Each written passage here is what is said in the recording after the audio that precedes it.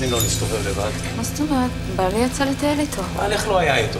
הכלב היה לבד בכניסה לבניין. שישי בערב, גשם, לאן יש לו ללכת? כל הדברים שלו, גם פה טלפון, ארנק, אין לי איך להשיג אותו.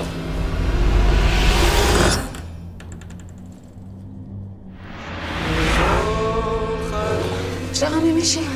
מה? יש לו רומן?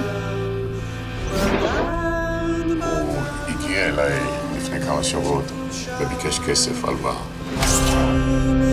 אתה עשית משהו לרם? בעלך הרביץ לך? הוא לא הרביץ לך. לא, הוא לא הרביץ לי. יכול להיות שהוא לא נהדר? זה קטע. זה קטע שאנשים נעלמים.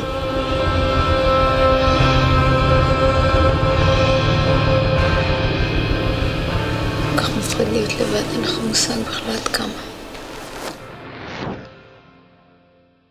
יש כאן מישהו?